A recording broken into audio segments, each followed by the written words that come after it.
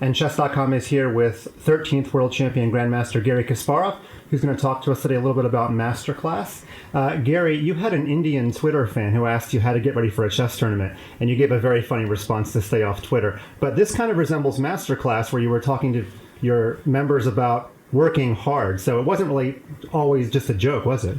No, it was not a joke, because if you want to prepare yourself for an important match, you have to concentrate. And I can tell you that staying on Twitter doesn't help your concentration. It's the contrary, it's makes you feel dizzy. And now I can afford staying on Twitter, on Facebook, on other social media, because I'm no longer a professional chess player, as you could see in St. Louis.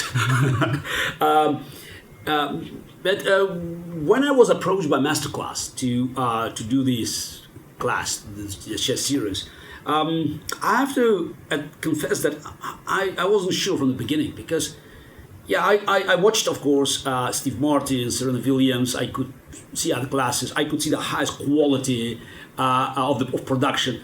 But how to squeeze my knowledge of the game of chess, my experience, my passion for the game in 6, 7, 8 hours, whatever will be the final product, and also what is the target audience? Because there are so many people that would like to hear what Garry Kasparov is going to say about chess, and this audience, this crowd, will be ranging. I knew it would be ranging from total beginners to very, very decent players, strong players. So I've been contemplating. So how could I package my message? How could I create something that might be of interest for as large an audience as possible? So I decided that it's not about being very precise with some tactical tricks, even strategical concepts, because there's so many of them. And it's just trying to give the gist of what I think is important for people to make progress. Progress ranging from the level 13 to 1700, roughly. That's understood would be the potentially the core audience. But most important task for me was to communicate my love and passion for the game, and also to demonstrate the beauty of the game. Because now we hear time and again, it's computer age, chess is being exhausted, the game just lost its magic touch. It's no longer exciting because you have computers dominating the game. Big deal. Computers are much faster than humans, the cars, for instance, but people are still running this. Nobody's going to cancel track and field competitions, but Usain Bolt is not competing against Mercedes-Benz. And even the fact that machines are now much stronger in chess or in Go or in virtually any other video or a board game, it doesn't stop humans from competing against each other, but most importantly, to enjoy the beauty of the game. Sometimes you can use machines to help you to create very beautiful studies. By the way, many of the best studies in the last decade, they have been created with the assistance of the computer.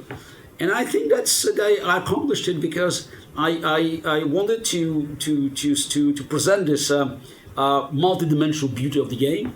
And of course, it's the final answer must come from the audience, but I was quite happy with the final product. What feedback have you gotten about your MasterClass class? So far, very positive. People recognize that it's impossible to teach them to play high-level chess in 7 hours or so, but they appreciate the candid conversation, because it's about entering the conversation. That's the way I wanted to build it. It's I talk to someone, so it's a conversation, and I'm trying to communicate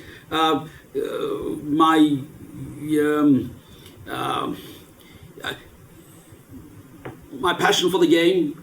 And even now, 12 years after I left professional chess, I haven't lost my ability to be mesmerized by some of the great positions. So I'm looking at some of the studies and some of the games played by my former colleagues, just the younger players now. I'm always looking for something new, and since I haven't lost my ability to be surprised, so it tells me that there's still plenty in the game of chess to be discovered. And any new step in revealing the secrets of the game, with new machines, new computers, new chess engines, I mean, I take as positive, not negative, because it helps me to understand this game deeper, and deeper we understand the game, so more we can enjoy it. I was there on set with you. It was 3 long days of filming. Of course, each day began with preparation and everything. Was it comparable at all to a chess game in any way, in terms of your fatigue or the way you prepared for it? Oh, it was challenging, both physically and psychologically. I left professional chess ages ago, and these days I'm not used to such an intense program. It's many hours, many hours a day. So typically my activities now, they involve speeches, 45 minutes, 60 minutes, maybe it goes to 90 minutes with Q&A, then maybe book signing, many simultaneous exhibition. But those are not the same activities that demand the full physical and mental concentration for many hours. So that's, by the way, one of the problems I experienced in St. Louis. It's very difficult to change the algorithm that is working inside of your brains to help you to meet the challenges you're dealing with. But what helped me is I enjoyed it myself, because I had to go through so many files and so many options how to present this idea or that idea. Just look at my own games and games of other players, and I ended up with something quite comprehensive. So it's normal that when you are facing such a big challenge, and you end up with something that is so it's satisfactory and you're happy with that re-energize your batteries. I saw you tweeted recently about Steph Curry's MasterClass. I'm wondering if you've watched any of the other MasterClasses, Gordon Ramsay or Annie Leibovitz or any of those? I actually, yes, I scanned too many, but this is the 2 that I enjoyed. It was just I tried to look at the professional presentation was Steve Martin and Serena Williams. I mean, not that I was planning to become comedian or tennis player, but again, I wanted to understand, what is the best way to set up this intimate atmosphere with your students, because you talking to thousands, if not millions, but at the end of the day, it's you and one person. So it's very important that this person doesn't feel that he or she is a part of a crowd, but it's something that each of them could enjoy and also learn individually. You have incredible drive and passion. I'm curious if you ever come across another professional athlete who you think shares the kind of drive and passion you had during your playing days. Look, I think everybody who once went to the very top couldn't make it without a passion. So that's why I wouldn't I wouldn't mention just names, because look at anybody who makes top 5, and not even mentioning top 1. Without passion, without full dedication, without concentration and sacrifice, you will never make it. You filmed your MasterClass in the spring of 2017, and then you came back to Rated Chess in the summer of 2017. I'm just curious, was there any part of filming the MasterClass that built up a little bit of extra inspiration to finally say, yes, you're going to come back to competitive chess? Yes, it did. Yeah, it did. And it's not just the MasterClass itself, but also the you may call it environment. St. Louis, it's a place where I feel that playing chess is fun. And while I was quite skeptical about my chances of playing well, but it was hard to resist this temptation. And when after a few rejections of potential wildcards to join the Grand Prix and an open an invitation from Rex Sinfield, how could I say no? I knew it would require total change of my routine, and I couldn't make it because I still had to fly back and forth. I had so many prior arrangements, like just speaking at DEF CON in Las Vegas, and I had to go back to my family in Europe. So it was not a preparation that Garry Kasparov 20 years ago would approve. So would have approved, because it's in order to compete seriously against top world players. I mean, I needed probably 2 months of full concentration, maybe staying in St. Louis only, or even staying in Croatia, but just doing nothing else but playing chess, thinking about chess, and washing out everything else was not possible. So I had probably total a couple of weeks of preparation, just playing a few training matches, and I had some ideas, and anytime I think I go back to St. Louis just in summer 2017, think about some of these games, it's almost a nightmare because I got many good positions, and there was several games where I played. Part of the game I played like Garry Kasparov, but I don't want to think what's happening the rest of the game. And realistically speaking, with some good preparation and with being my state of mind being just focused on the game, I would definitely make top 5. And by the way, I was even in this this horrible tournament for me, I was still 1 point away from just being top 5. I think it's just maybe I could make top 3. So that's would be realistic. So having +1, +2 in rapid and +3 in blitz, it's not beyond my ability to achieve. But at the end of the day, it was not about scoring these points. It was about actually just having fun for myself, but also sharing this fun with the rest of the crowd, with people. So I thought it was a very good way of showing my appreciation to Rex Sinfield and St. Louis organizers, because they had so much publicity, and I was in the center of that. No matter what was the result, I still had I could enjoy it, and I showed that I still could invent a few ideas, like pushing H4 and it's at the most inappropriate moments according to conventional wisdom. So it's. Overall, it was a good experience, and you cannot separate my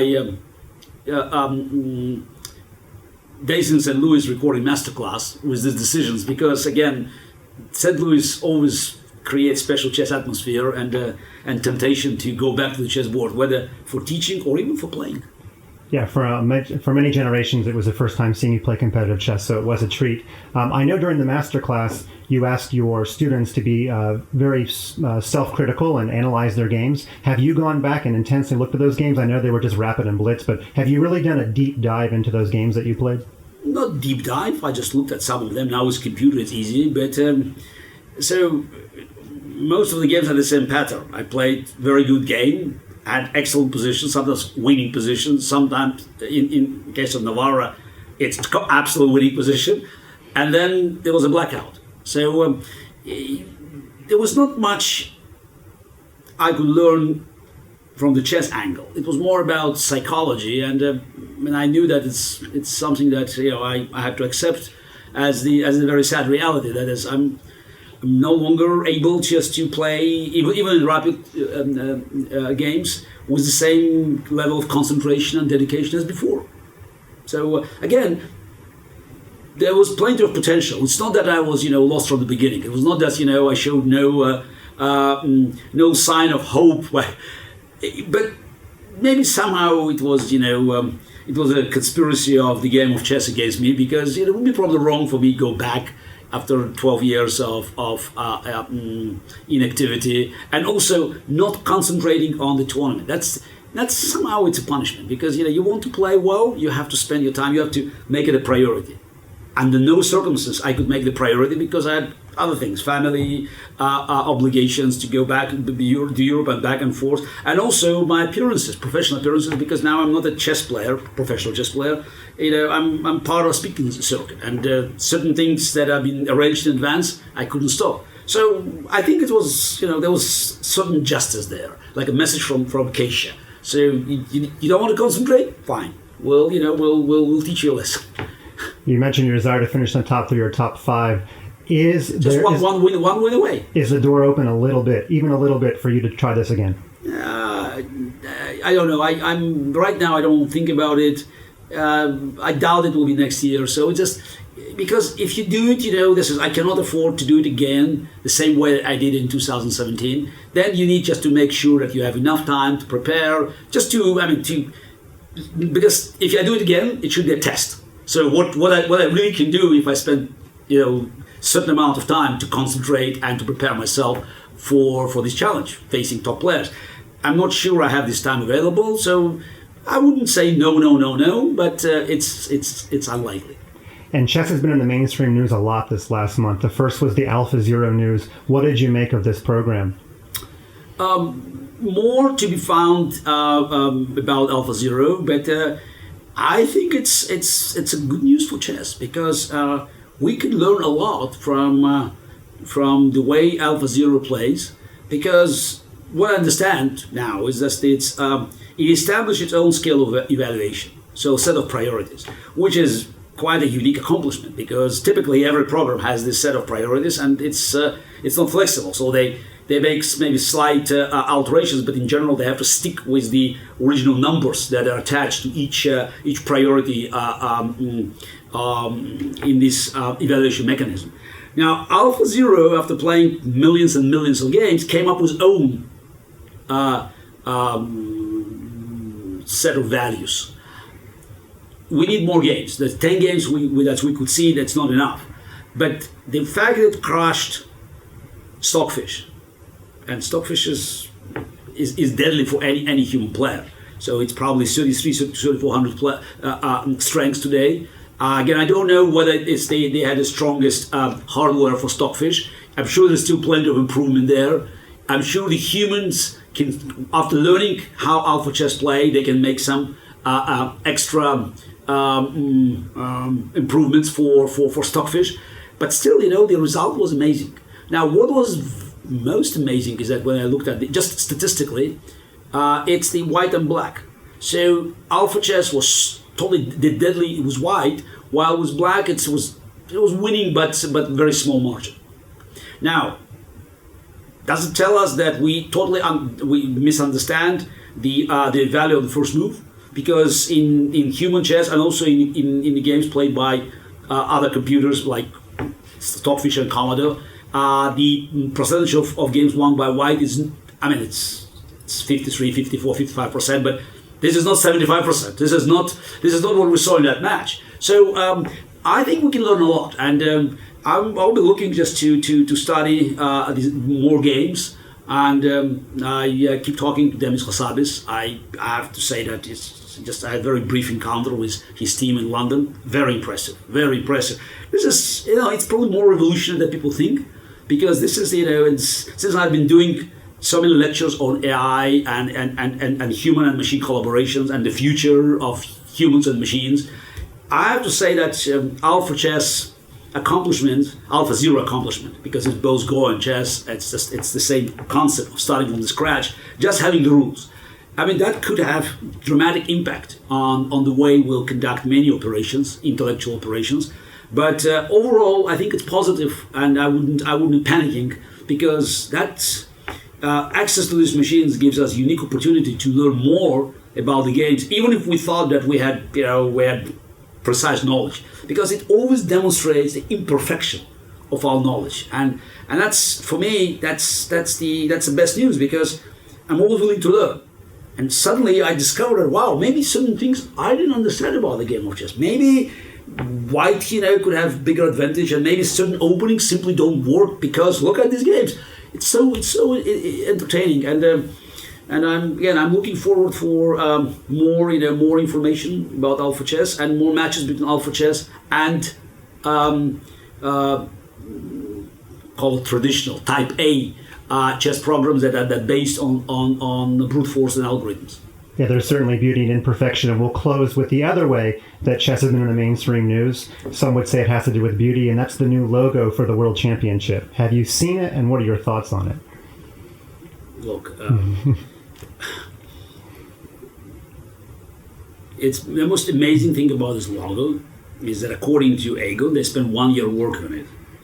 Okay, I wonder how much money was paid for this logo, because I think the greatest beauty of the logo for those who created it is the amount of money that has been spent on this for within a year. I'm very skeptical about any contribution to the game of chess made by Aegon and the like, because for me it's still part of the old FIDE operation. It's a money laundering operation, and if sometimes they come up with something that looks attractive, okay, that's everybody can have a good day or bad day, but I've no hope at all that Aegon or another Aegon, any company that is just is connected to the old corrupt FIDE machinery will do the good job. promoting the game. So it's a cheap shot. It just brings attention, but then it just it comes and goes. Now we need strategy, how to develop a new commercial advertising concept for the game of chess. By the way, also including computers and other things that are happening. And it seems to me that now FIDE is preoccupied with this in-house fighting. They keep fighting against each other, and I think that as long as the World Championship match remains in the hands of one faction of FIDE or another, it will be more for the same clandestine purposes as it has been for last decades, or simply for laundering the money, as we could see in the case of Agen. Well, fantastic. Thanks for your time. I know you had a lot of chess positions that did not make it into the masterclass. We're about to see a few of your favorites, but thanks again, Garry Kasparov.